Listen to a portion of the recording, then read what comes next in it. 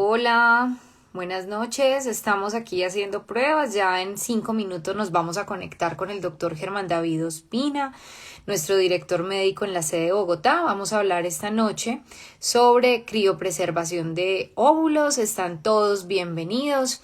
La idea es que sea un espacio para que podamos aclarar inquietudes, así que vayan preparando todas esas dudas que pueden surgir alrededor de la criopreservación de óvulos, porque tenemos a la persona indicada para resolverlas.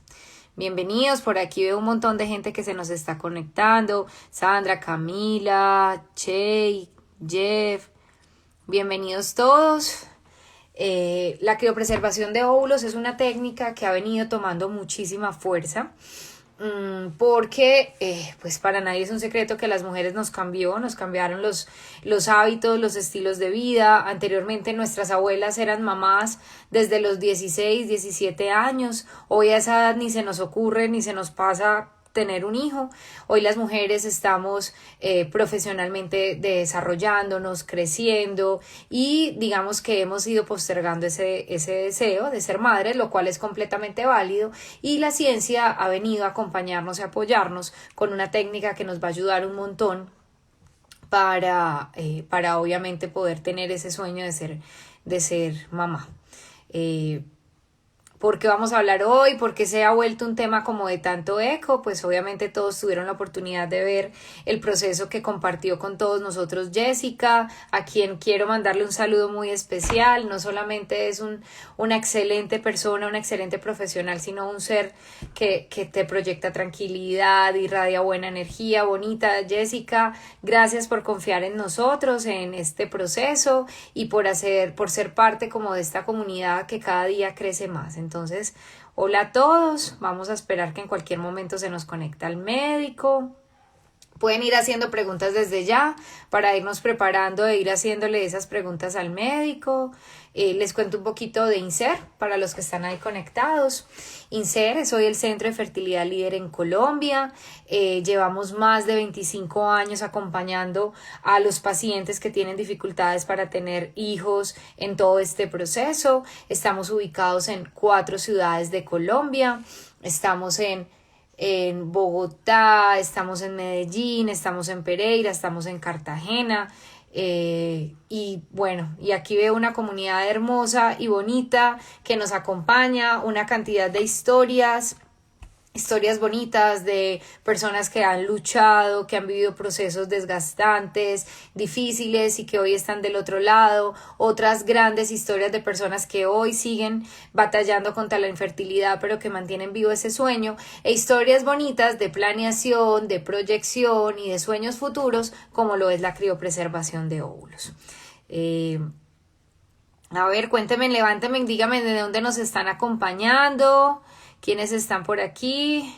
¿Quiénes están en Bogotá? ¿Quiénes están en Medellín? ¿Quiénes están en Cali? ¿Quiénes están en Barranquilla? ¿En Cartagena?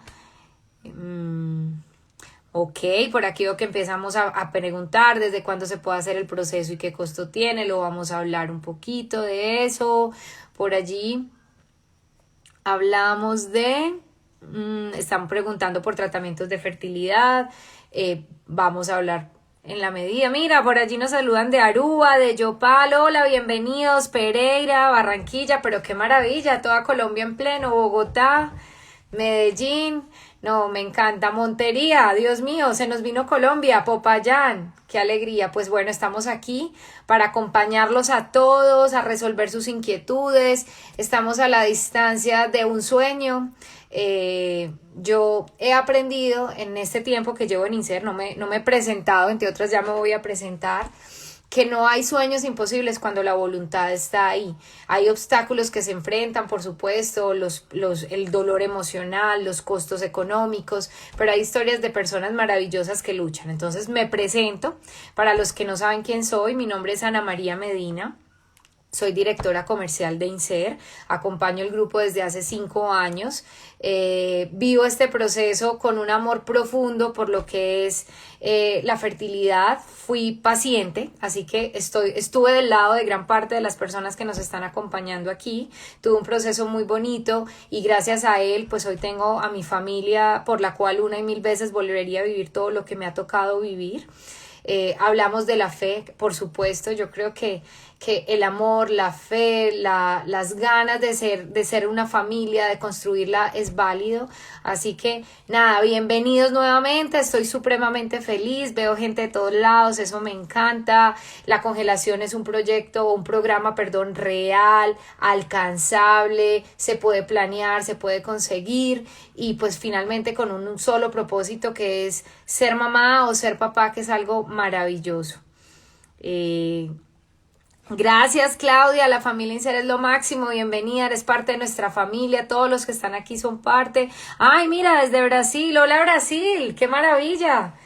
INSER tiene un número muy alto de pacientes. Tenemos pacientes no solo de Colombia, de todas las hermosas ciudades que nos están acompañando hoy. Tenemos pacientes que nos visitan de las Antillas, hola, Curazao, Bonaire, Santo Domingo, Miami. Tenemos pacientes de muchos lados. Es que los sueños no tienen distancias ni límites. Hola, Doc. Hola Anita, buenas noches, ¿cómo vas? ¿Cómo te ha ido? Súper bien, feliz porque aquí parecemos en la película Encanto de Disney. Tenemos gente de todos lados de Colombia. Sí, eso estoy viendo, qué lindo, qué buena noticia, qué chévere poder compartir con tantas personas, qué bueno estar acá. Sí, hay gente de Bogotá, de Medellín, de Barranquilla, de Valledupar, de Villavicencio, Popayán, mejor dicho. Hay Qué una bueno, cantidad de personas. qué Doc, qué bueno. bueno. Hace rato no compartíamos un espacio virtual. ¿Cómo ha estado? Sí, nos vemos más por acá que en persona. Y Bien, en Anita, persona. afortunadamente muy Bueno, bien, muy contento con el trabajo, con todos esos cambios que ha traído el mundo recientemente, con la virtualidad que terminó siendo una ventaja para muchas cosas, nos permite conectarnos con mucha gente de forma remota y en general creo que ha sido un año de muchos aprendizajes y muchas cosas buenas. así es, yo creo que entendimos que la distancia es más una condición mental que física, ya no hay distancia para uno poder lograr lo que quiere. Bueno, Doc, Mm, vamos al grano porque hay una cantidad de personas acá que nos están acompañando y que quieren hablar del tema del momento, que es la criopreservación de óvulos. Aprovecho, ya sí. lo hice, pero ahora que está aquí, aprovecho para darle un saludo a Jessica. Es un ser de luz, es una persona espectacular que confió en nosotros y en esa labor tan bonita de contarle a las personas de lo que es la criopreservación de óvulos, que más allá de que es un tema de planeación, de proyectarse para el futuro, es un tema bonito, real, que hoy muchas personas pueden alcanzar. Claro, sin duda alguna. Yo también quiero agradecer mucho a Jessica porque más allá de la imagen que ella tiene a nivel mediático y por todo su trabajo y su exposición social, es una gran persona, ¿verdad? Es una persona muy sencilla, es una persona muy humilde, es una persona muy tranquila, muy dada a la gente, muy amigable. Yo la verdad quedé gratamente sorprendido, pero bueno, luego entendí por qué tanta gente la quiere tanto, porque es una persona en realidad muy linda. Así es. Doc, vamos a hablar un poquito y es el principio, porque antes de llegar a lo que es el concepto de la criopreservación, yo creo que es muy importante hablar como tal de la fertilidad y por qué surgen técnicas como la criopreservación como una alternativa para preservar esa fertilidad. Hablemos un poquito para que la gente esté aquí en contexto, es cuando hablamos de fertilidad, a qué nos estamos refiriendo, cuáles son las edades en las que uno en teoría tiene mayor posibilidad de conseguir un embarazo. Ujú. Claro, todo esto tiene que ver con una explicación fisiológica y natural de los seres humanos. En el caso de las mujeres nacen con un número contado de óvulos y nunca producen óvulos nuevos durante su vida. Yo le pongo a mis pacientes el ejemplo de una canasta de huevos cuando la tenemos en la cocina. Y lo que hacemos nosotros es consumir primero los mejores huevos, los de la parte de arriba de la canasta, y al final nos toca consumirnos lo que queda en el fondo de la canasta y esos óvulos ya no son de tan buena calidad y obviamente lograr un embarazo con esos óvulos que quedan al final de la vida es un poco más difícil. Y esa canastica o esa reserva de huevos es muy buena entre los 20 y los 35 años. Por eso hablamos nosotros que el mayor potencial reproductivo de la mujer está en ese momento de la vida, de los 20 a los 35. Pero de ahí en adelante va cayendo progresivamente esa calidad. Es como si yo dibujara una curva 20, 32, 35, 38, 40 y es muy, muy fuerte la caída después de los 35 y 38 años. Esa es la razón por la cual en muchas ocasiones, si la mujer guarda sus óvulos antes de llegar a ese periodo crítico, pues va a poder embarazarse más adelante de una manera más sencilla.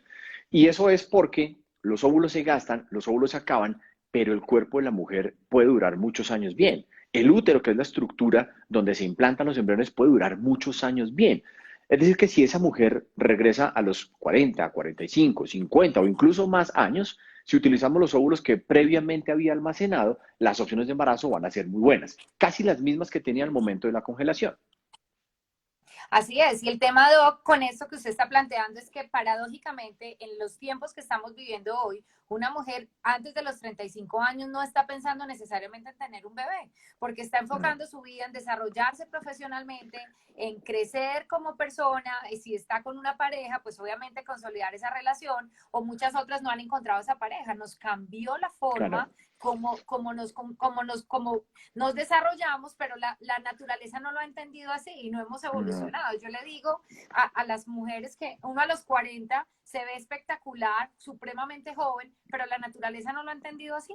no. Pero mira que es un fenómeno social, creo yo, tan fuerte, que si nos vamos al pasado y no mucho tiempo atrás, si nos vamos 50 o 100 años atrás, las mujeres se embarazaban muy jóvenes y el rol de la mujer en el mundo de forma preponderante era ser madre y tener hijos. Por eso en nuestras generaciones previas, dos o tres atrás, uno ve fotos de las familias donde hay papá, mamá y 13 hijos.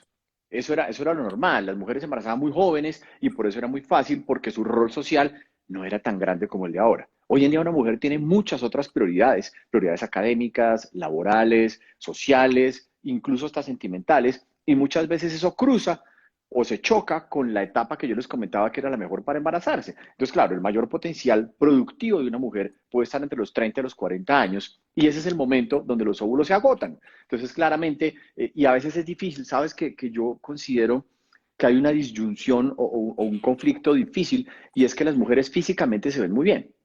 Y yo tengo pacientes de 40, 45 años que están absolutamente perfectas. Y es difícil entender que a pesar de verse físicamente de manera externa muy bien, los ovarios ya cumplieron un ciclo vital. Y eso es inclemente. Y eso no hace diferenciación de raza, de ubicación geográfica, absolutamente nada. Es igual en todas las mujeres del mundo. No, y de acuerdo, y esa es una de las razones por las cuales, por ejemplo, se han incrementado tanto los tratamientos de fertilidad, porque claro, Claro, anteriormente, pues no había tiempo de que las mujeres se dieran cuenta o no si tenían infertilidad, porque empezaban tan rápido su proceso reproductivo que era claro. eficiente, pero ahora uno ve cada vez llegan más parejas a buscar un embarazo con dificultades porque obviamente esa evolución llegó a una velocidad que no estaban esperando y ahí es donde está el punto y la clave de la criopreservación, porque Claro. básicamente si uno entiende la dinámica social en la que estamos, donde uno no quiere buscar un bebé antes de los 35, pero que desafortunadamente biológicamente tenemos una edad contada de reproducción de óvulos, pues ahí es donde juega un papel clave un tratamiento como la criopreservación, porque llega para podernos dar como una especie de respiro, un plan B en la búsqueda de ese sueño que es tener un bebé a futuro. Sin duda alguna. Entonces, este cuento de la congelación de óvulos viene desde hace muchos años. Lo que pasa es que no habíamos logrado hacerlo porque congelar un óvulo es difícil. Un óvulo es, para empezar, es la célula más grande que tiene el cuerpo humano. No hay ninguna célula más grande que un óvulo. Y por ser tan grande, en la parte interna del óvulo tiene mucha agua. Y pasa lo mismo que pasaría si metemos una bolita de agua al congelador. Se congela, como lo que pasa con un hielo. Si tú rompes un hielo, vas a ver por dentro que está lleno de puras espicas y de puras puntas muy, muy agudas que destruyen todo lo que hay por dentro.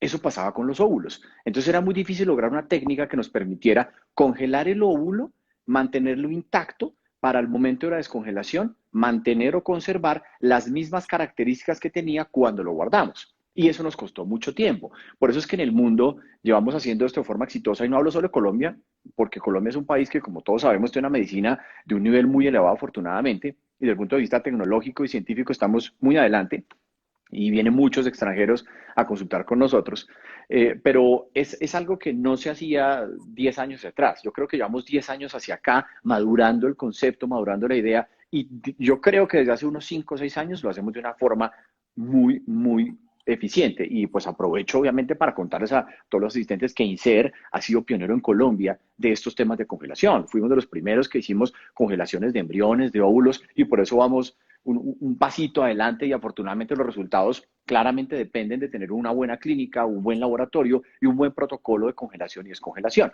Porque el objetivo es que ojalá cuando yo guarde el óvulo y lo meto al congelador, literalmente como si pasa con un hielo, cuando lo saque del congelador y lo descongele, sea exactamente igual a como lo guardé. Ese es el reto grande que a veces no es tan fácil de lograr, ¿no?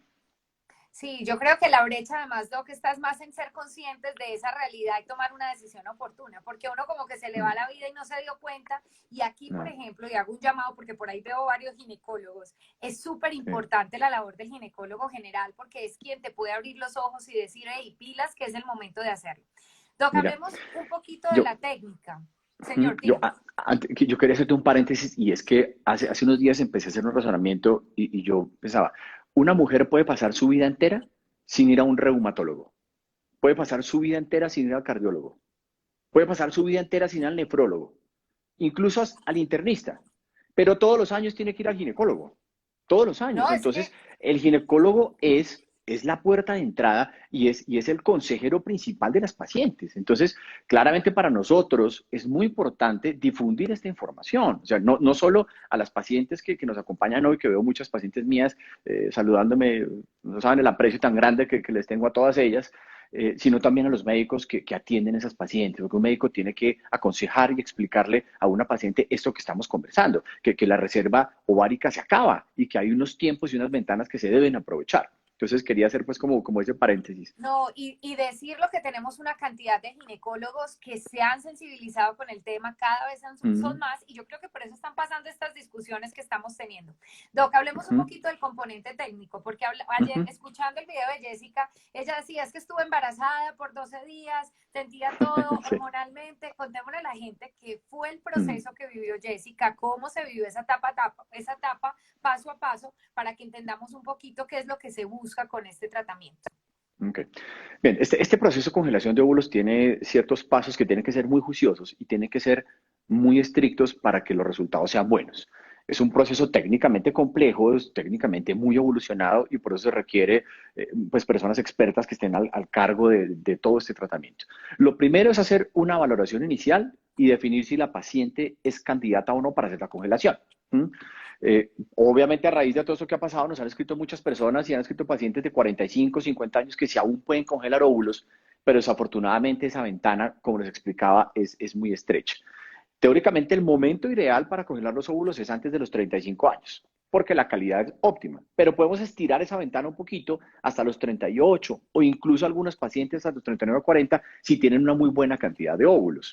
Ahora, la recomendación de la mayoría de sociedades internacionales es que máximo sea los 38 años, porque lo que queremos es guardar óvulos buenos. Si guardamos óvulos malos, pues eso no tiene mucho sentido. Entonces, el primer paso es definir si la paciente es candidata o no para hacer el proceso. Vamos a suponer que es candidata para el proceso, que tiene una buena cantidad de óvulos, que tiene una buena reserva ovárica, le decimos nosotros técnicamente, y una vez que definimos eso, empezamos el proceso.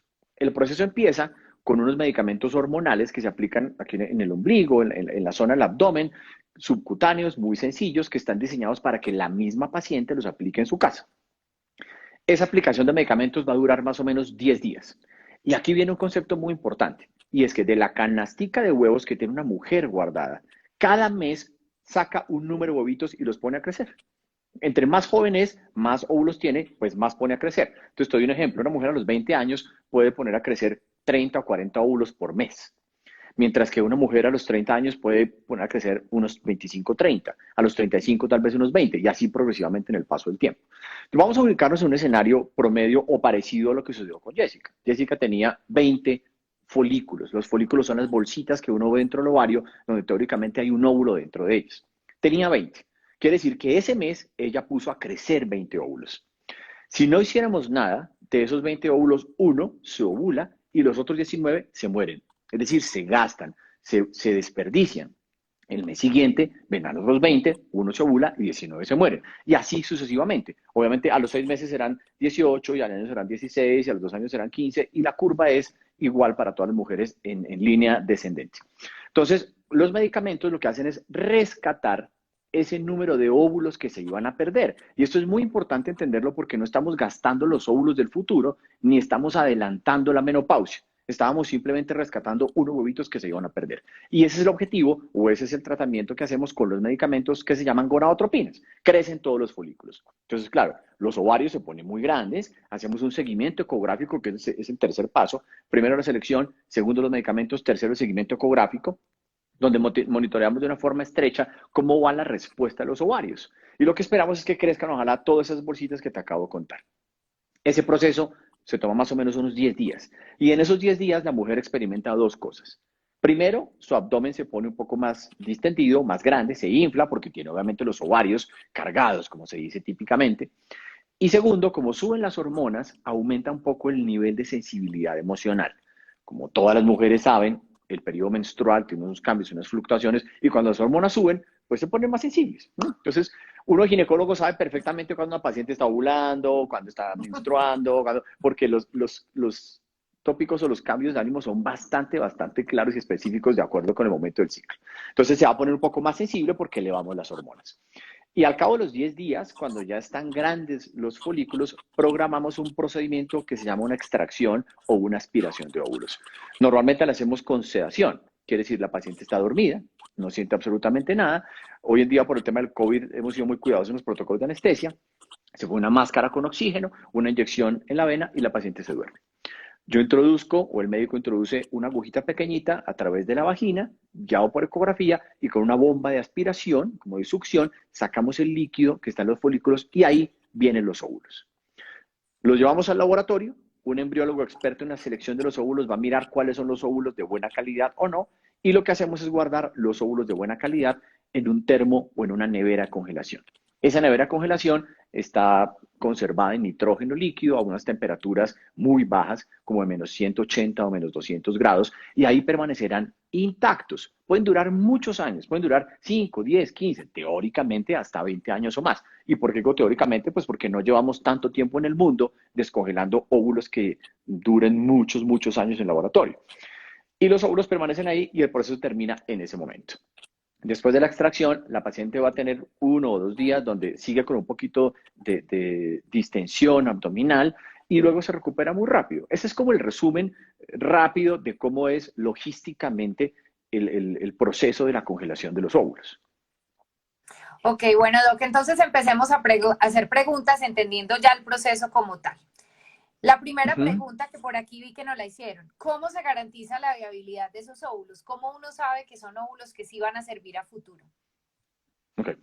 Lo primero es que tenemos que congelar los óvulos que son de buena calidad.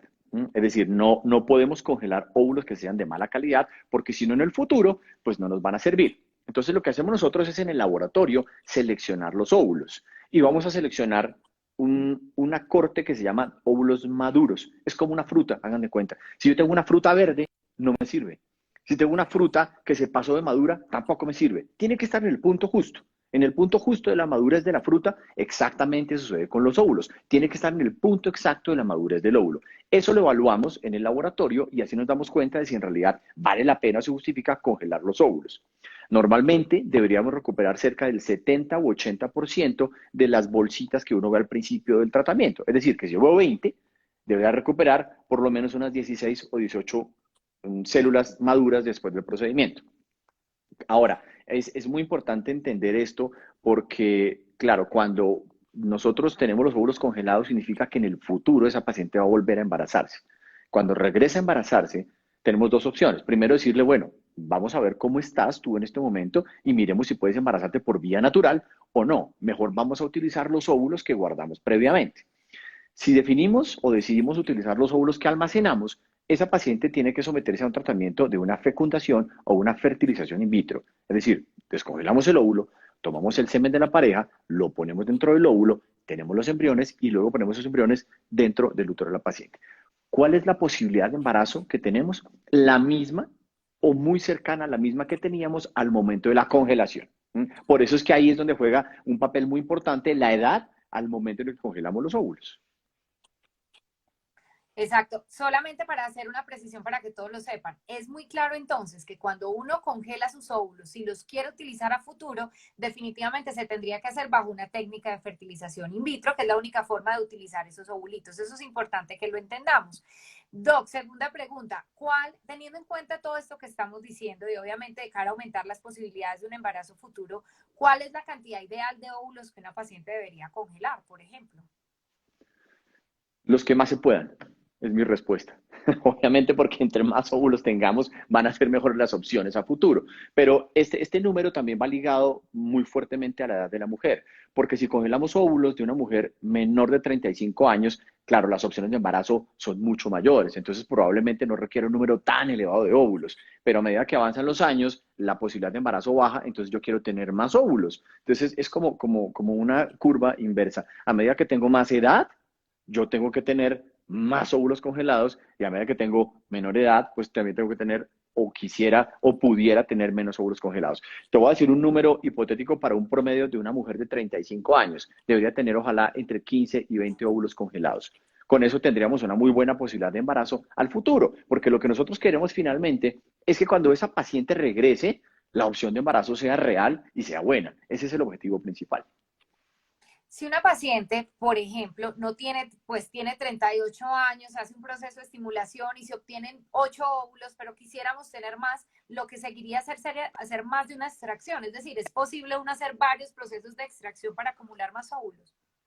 Claro, totalmente. Si en un proceso de extracción, de estimulación y extracción de óvulos obtenemos un número inferior al que esperamos, voy a poner el ejemplo, insisto, de 15 o 20 óvulos, si en una estimulación recuperamos 8 o 10, podríamos hacer una segunda o incluso una tercera estimulación. Eso es lo que se llama un banking de óvulos o un almacenamiento de óvulos. Eso no es nocivo para la salud, que veo que alguien está preguntando, no, no pasa absolutamente nada, no estamos poniendo en riesgo la salud ni el futuro de esa mujer, ni para un embarazo futuro, ni para su vida hormonal. Entonces, claro, es un procedimiento, no diría inocuo, pues porque sí tiene un tratamiento con medicamentos, con hormonas, un procedimiento de extracción, por eso insisto que mientras se haga bajo unos estándares adecuados y unas manos expertas, pues debería funcionar muy bien. Doc, nos preguntan aquí, pacientes con condiciones, por ejemplo, como de ovario poliquístico, ¿pueden considerar esta técnica? ¿Es viable en ellas? Sí, pero el problema de las pacientes con síndrome de ovario poliquístico es que tienen muchos óvulos. Entonces, incluso tienen tantos que se bloquea su sistema hormonal y no ovulan de una forma adecuada mes a mes. Entonces, todo dependerá de lo que quiera esa paciente. Porque si la paciente que tiene síndrome de ovario poliquístico, que es una condición patológica o endocrinológica muy común en la mujer, esa paciente quiere tener hijos, pues lo que hacemos es hacer una inducción de ovulación, es decir, hacemos que la paciente ovule para que esté con su esposo. Pero si la paciente no tiene planes de embarazo y está llegando a los 35 y no ve cercano ese momento de tener un embarazo próximo, esa paciente sería también candidata para congelar los óvulos, sin duda alguna. Y hay un segmento importante que quisiera, pues ahorita más adelante, Anita, que no lo olvidemos, y es hablar de las pacientes que tienen enfermedades oncológicas, cáncer y todas estas cosas, que es un apartado muy importante de la congelación de óvulos. Claro, es que hasta el momento estamos hablando de la Ujú. criopreservación con Sí, fines sociales en términos de que yo no es exactamente. que tenga un problema hoy, sino que simplemente no quiero que ser mamá hoy y quiero de alguna manera estar tranquilo a mi futuro, pero realmente el grupo más Exacto. grande que se beneficia son las que tienen condiciones médicas que pueden afectar su fertilidad futura. Doc, antes de que lleguemos ahí hay otra pregunta que nos hacen y es que si uno, por ejemplo, puede mirar la calidad genética de esos óvulos antes de congelarlos. Vemos que hay algunas técnicas genéticas que podrían analizar indirectamente el material del óvulo. Estos ya son conceptos un poquito técnicos, pero el óvulo tiene un material en su núcleo y tiene otro pedacito de material en la periferia que se llama el cuerpo polar. Entonces yo podría tomar una biopsia o una muestra de ese cuerpo polar y podría darme una idea de cómo es el material genético del óvulo. Pero eso es una técnica que está un poco en desuso porque muchas veces el material que está aquí afuera no es el mismo que el que está aquí adentro. Entonces preferimos nosotros hacer diagnóstico genético, pero ya de los embriones. Es decir, cuando ya tenemos el óvulo con el espermatozoide, se juntaron los dos y se formó una masita de células que ya contiene el material genético del papá y la mamá, ahí sí podemos tomar una biopsia de ese embrión y analizar si genéticamente es sano o no. Pero en el caso de los óvulos, para no enredarlo mucho técnicamente, diría que no es algo que hagamos muy de rutina. que va más relacionado con la edad también, porque obviamente una mujer por encima de los 40 años tiene un riesgo mayor de tener problemas genéticos en sus hijos comparado con una mujer que tenga 35, 30 o menos años.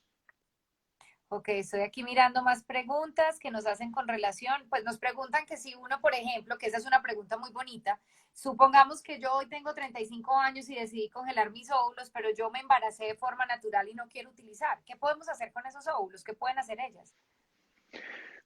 Buenísimo, porque imagínate la cantidad de mujeres que hay que no se pueden embarazar porque no tienen óvulos. Vuelve y juega lo que hablamos al principio de esta conversación, y es que las mujeres como postergan mucho su maternidad. Hoy tenemos muchas pacientes por encima de 38, 40 y más años que quieren embarazarse y la razón por la cual no pueden es porque no tienen óvulos. Y esas mujeres tienen que recurrir a una donación de óvulos. Entonces, si una paciente que congeló sus óvulos logró la fortuna de un embarazo por vía natural, podría donar esos óvulos para una mujer que no tenga una producción de óvulos y así poder embarazarse con un acto además supremamente bonito y altruista que es la donación de óvulos. Ahora también la paciente puede decir, no, yo no voy a utilizar esos óvulos, los voy a desechar. Finalmente los óvulos son células, es una célula de la mujer que no está fecundada, entonces no hay ningún conflicto ético o moral porque es una célula, se puede desechar. Hay pacientes que me dicen, doctor, ya me embaracé, están congelados, yo quiero desecharlos. Ok.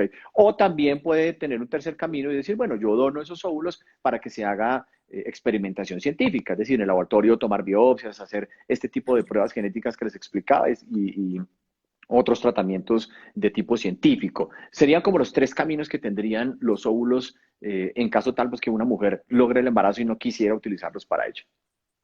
No, usted tocó un tema muy interesante y que por aquí también hablaban y era como la presión social, el tema ético que hay alrededor de, en general, de los tratamientos de fertilidad. Hay una presión porque se dice que es forzar la naturaleza, que es Mm, ir en contra de lo divino, de lo que se requiere. De hecho, creo que hasta ha sí, habido debates gigantes porque empresas como Google y Facebook, por ejemplo, en su momento, sí. entendiendo la realidad actual de las mujeres, empezaron a acompañar y apoyar estos procesos de criopreservación y se veía Mm. como si fuera una manipulación de la mujer, porque ahora queríamos era que trabajara y no que tuviera hijos.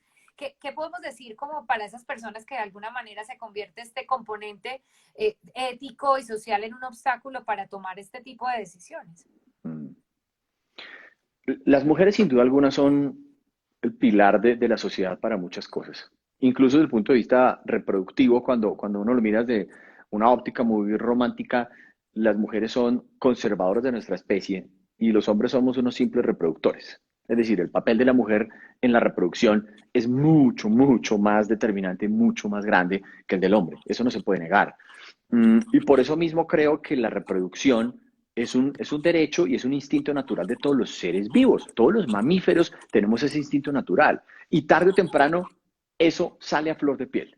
Entonces, yo soy supremamente respetuoso de todas las creencias y de todas las inclinaciones morales o religiosas y trato de respetar al máximo estas posiciones. Sin embargo, he tenido, creo que cientos de pacientes que han entrado en ese tipo de conflictos porque por principios religiosos o morales se considera que estos tratamientos de reproducción asistida van un poco en contra de esos principios. Pero esto ha existido toda la vida. O sea, problemas de infertilidad han existido siempre. Lo que pasa es que ahora los conocemos más, los diagnosticamos más y los podemos tratar. Y eso era algo que en el pasado no se podía hacer. Yo no sé si recuerdan ustedes que siempre todos tenemos el tío que era el solterón que nunca pudo tener hijos y la tía solterona que nunca pudo tener hijos y eran personas incluso rechazadas socialmente porque no podían tener hijos. Y hay otras tendencias religiosas en el mundo que tienen la maternidad y la paternidad como uno de los principios más arraigados que hay. Entonces yo creo que hay que verlo de una forma distinta y ver que la reproducción asistida y nuestro trabajo es una herramienta para ayudar a las personas a que se puedan reproducir. Una herramienta de Dios, una herramienta de la ciencia, una herramienta de la vida que está poniendo en nuestras manos la solución a una cantidad de dolores, no solo físicos, sino emocionales, que causa la infertilidad. Entonces yo creería que hay que tratar de cambiar el chip y así como hemos ido evolucionando con el rol de la mujer en la sociedad y su cambio tan importante, tenemos que evolucionar también con la ciencia. Creo que yo los invito mejor a ver las cosas de esta manera, que somos una herramienta, somos un instrumento para solucionar todo este tipo de problemas. Doc, hay una cantidad de preguntas que están muy apuntando al caso particular de cada persona, porque yo creo Sí. que en medicina especialmente, uno no puede generalizar, es decir, hay técnicas generales, pero la aplicación de la técnica varía de acuerdo al diagnóstico de cada uno. Entonces, yo creo que es muy importante para darle una respuesta de alguna manera a todas esas personas que están planteando su caso, la importancia que tiene un diagnóstico oportuno para el manejo de la infertilidad y cuáles son los caminos que uno puede encontrar allí. Claro. Mira, nosotros somos distintos todos los seres humanos. A pesar de tener unos gemelos idénticos, ellos son diferentes. Cada uno tiene un código de barras, una marca indeleble que es distinta a todas las demás. Por eso, si tú te tomas un Dolex y yo me lo tomo, probablemente lo que tú sientas es totalmente distinto a lo que siento yo, siendo el mismo medicamento y la misma tableta. Eso mismo pasa con los problemas de infertilidad y hasta con las mismas condiciones. No es el mismo ovario poliquístico entre una paciente y otra, no es la misma endometriosis entre una paciente y otra. Por eso es tan importante un término médico que llevamos algún tiempo ya utilizando y es la individualización de los casos. Es decir, examinar a una persona de forma individual, porque yo no puedo utilizar el mismo tratamiento para todas las personas. Incluso en el pasado te diría que la medicina era muy cuadriculada y teníamos unos protocolos y unos esquemas que era paciente con síndrome poliquístico, ok, vamos a darle este proceso o este tratamiento. Y eso hoy en día sabemos que no es correcto, porque todas las pacientes son distintas y por eso, claro, veo muchas preguntas que tienen que ver como con la condición personal y trataremos luego de contestarlas o que nos escriban al Instagram de INSER o al mío y con mucho gusto trataremos de resolver todas esas dudas, porque nosotros pues vivimos para eso, ¿no? Para ayudarlos a ustedes a resolver todas estas cosas. Pero yo le tengo una respuesta más fácil a eso y es la consulta, que es lo que siempre le decimos a los pacientes. Sí, Cuando nos llaman y cuando les decimos, miren, uno para poder tomar decisiones no necesita saber cuánto valen las cosas, necesita saber uno qué necesita, porque una vez se enfoca en sí, el valor, en el precio, anticipa la respuesta y puede que uno ni siquiera necesite algo de lo que está pidiendo. Entonces aquí una invitación maravillosa que además la virtualidad nos ha enseñado, Doc, que usted puede acceder a su médico sin necesidad de desplazarse y lo digo para claro. aquellas ciudades donde, por ejemplo, no tenemos sede. Allí existe la consulta virtual y uno puede entrar a conocer en detalle qué es lo recomendado para uno. Hablemos de los costos. Nos Mira, están hablando de los sí, costos, Doc. yo antes de entrar a los costos, que esa es Sí. tu parte, yo, Usted me entrevista a yo, mí. sí, hay que cambiamos de rol. Yo creo que como decíamos al principio de este live, la consulta virtual nos ha abierto una ventana impresionante. Y hasta nosotros éramos un poco dubitativos acerca de la conexión que podíamos tener a través de una pantalla. De yo conversar contigo y saber si en realidad puedo sentirte cerca, de conectarme contigo y entender tu problema. Y sobre todo nosotros, los latinos y los colombianos, que somos muy eh, calurosos, muy del abrazo, muy del touch, esas cosas a veces se pierden con la virtualidad. Entonces, éramos muy temerosos al principio cuando lanzamos a hacer la consulta virtual, pero te voy a decir que los resultados son increíbles, son increíbles. Obviamente que tiene que ser un escenario muy juicioso, donde el paciente esté realmente concentrado en la consulta únicamente y el médico igual, concentrado como si fuera una consulta presencial, pero avanzamos muchísimo y acorta tiempos, acorta distancias, pacientes que viven fuera de Bogotá, en este caso, por ejemplo, que yo trabajo, o que viven fuera del país, podemos adelantar un proceso virtual para que cuando venga esa paciente a la clínica ya el proceso sea muy cortico y venga puntualmente al tratamiento. Entonces creo que vale la pena por lo menos intentarlo y se van a dar cuenta que la conexión existe, el feeling de los sentimientos no se pierde. Sí, Doc, lo decía ahorita mientras usted se conectaba, o sea, digamos que las personas que experimentan procesos de infertilidad sufren momentos muy duros porque la infertilidad es bien difícil, emocionalmente Uh hablando. -huh. Y no hablemos del tema de los costos porque pues no vamos a hablar de lo que no es real, obviamente implica un costo que para muchas personas ni se pasa porque es que nadie se imaginó tener que pagar por un tratamiento para tener un hijo cuando en otras circunstancias es algo divertido, chévere y que además uno no paga.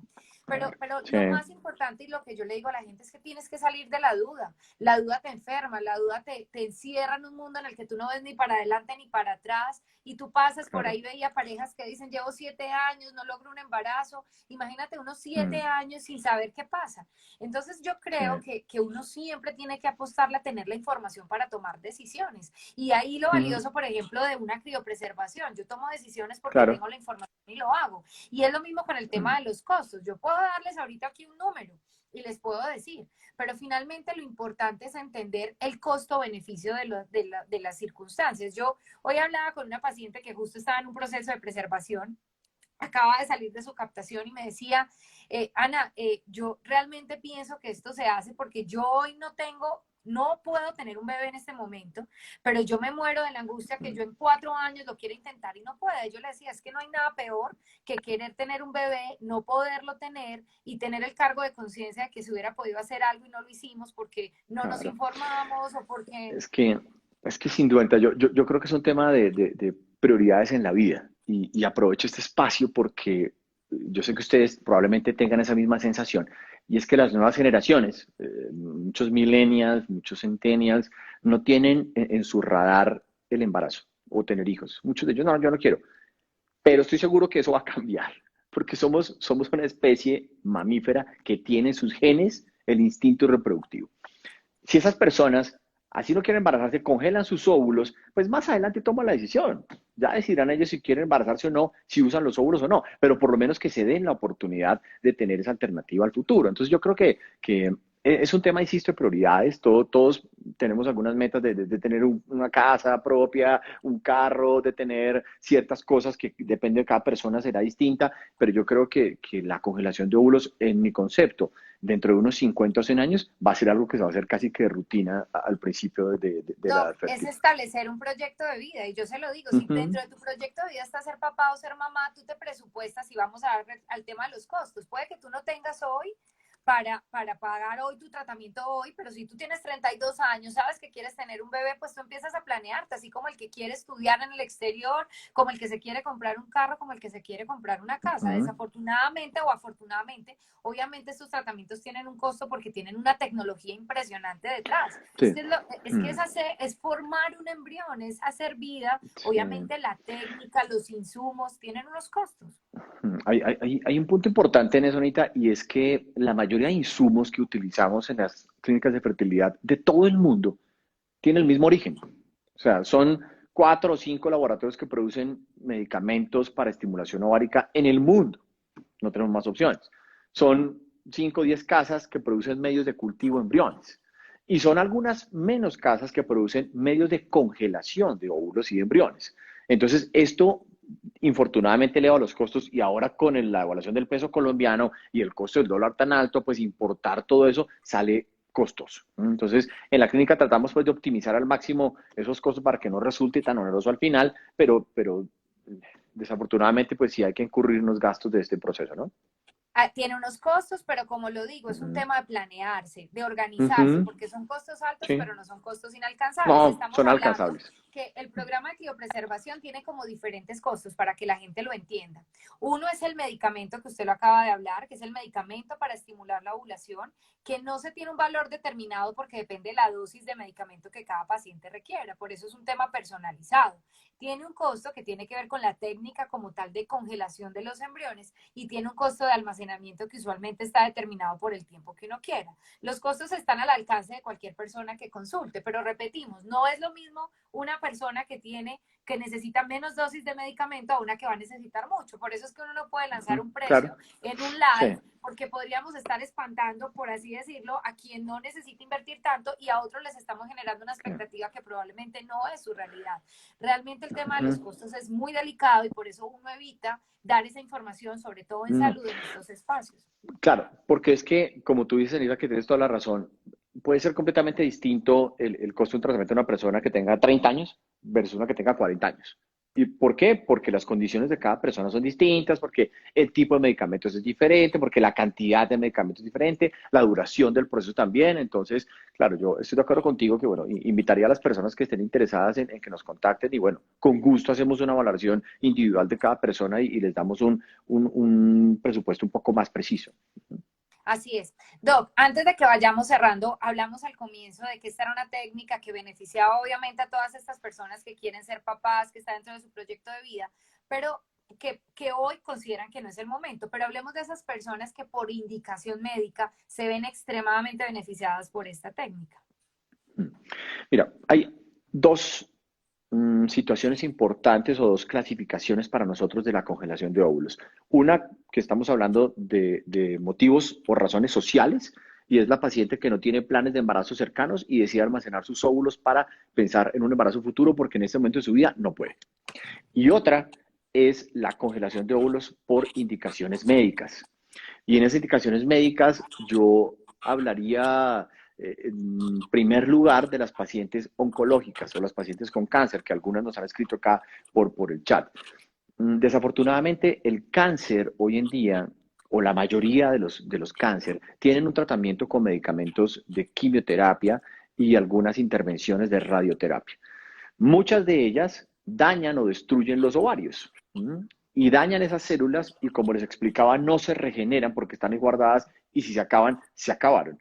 Si estos medicamentos de tratamiento destruyen los óvulos, claramente estas pacientes o muchas de ellas van a terminar o con problemas de infertilidad o infértiles después de un tratamiento de quimio-radioterapia.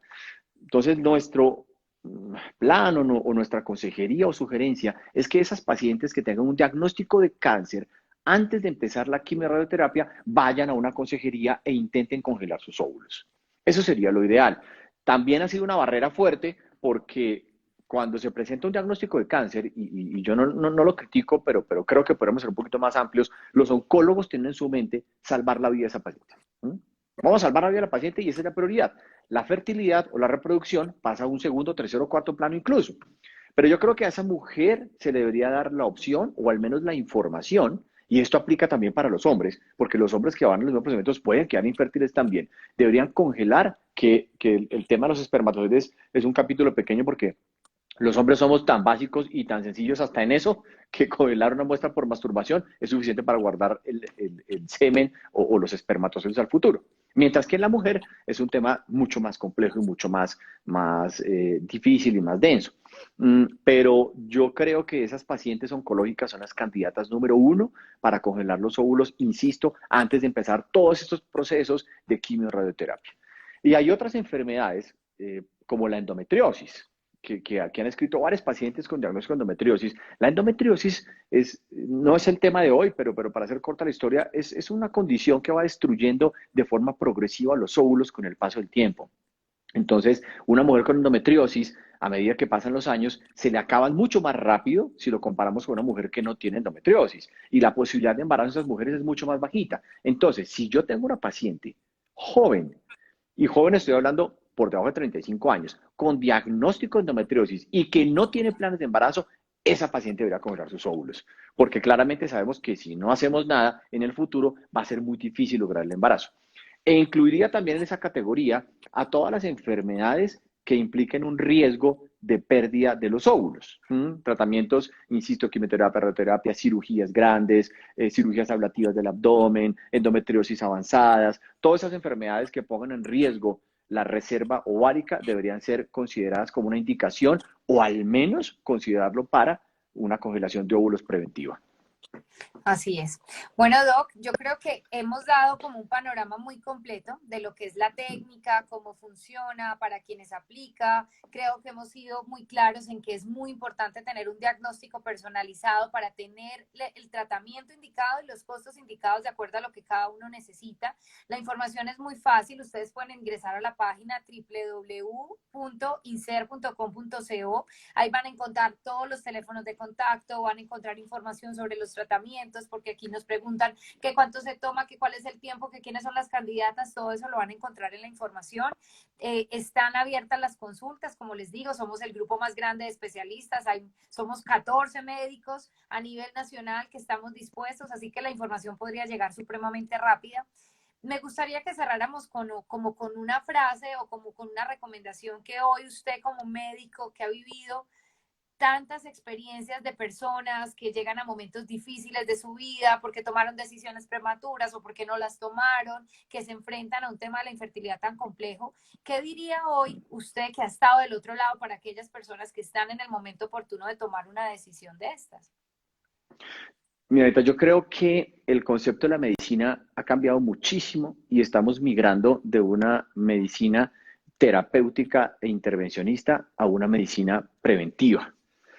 Tú sabes que si tú fumas, puedes tener cáncer de pulmón y cáncer de muchos órganos. Sabes que si te aumentas de peso, te puede dar diabetes, hipertensión. Sabes que si no haces deporte, que si no te alimentas bien, tienes más riesgo de enfermedades. Sabes que tienes exceso de alcohol, sustancias psicoactivas, eso te va a enfermar.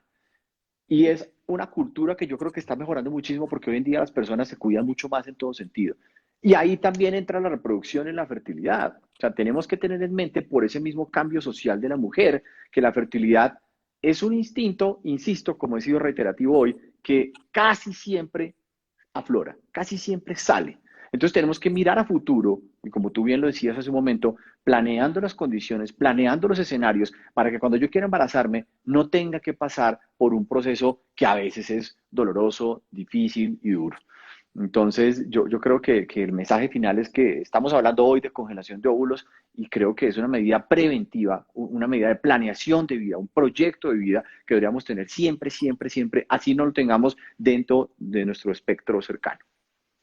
Bueno, Doc, gracias. Creo que este espacio era Mm. supremamente importante. Yo creo que dar un contexto de lo que es una técnica tan importante, que es una oportunidad que tenemos para muchas personas que están planeando, es maravilloso. Nuevamente un abrazo a Jessica, que Mm. nos dio este empujón maravilloso para que muchas Mm. personas, perdón, conocieran de esta técnica.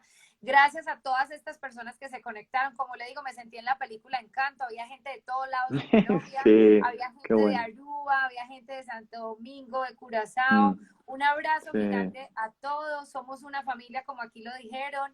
El tema de la infertilidad, yo siempre digo, Doc, uno no puede cambiar lo que le toca vivir, pero sí puede decidir cómo vivirlo. Y ahí es donde uno toma el control de su vida y de las decisiones que toman. Entonces, gracias a todos los que se conectaron. Los invitamos a que nos conecten, a que hagan su consulta, que tengan la información necesaria para tomar una decisión que sea en función de lo que son sus sueños y sus proyectos. Doc, que descanse. Muchas gracias, Anita. Muchas gracias por el tiempo, por el espacio, por todas las palabras también que dijiste. Un abrazo a todos los que se conectaron y a los que de pronto nos van a ver después. Somos una familia que nos compenetramos mucho con nuestros pacientes. Queremos entender cada caso uno por uno y esperamos de todo corazón poder ayudarlos a ustedes y a las personas que están conectadas y a las que nos van a ver después. Un abrazo, Anita. Hasta luego. Un abrazo para todos. Feliz Feliz noche. noche. Chao.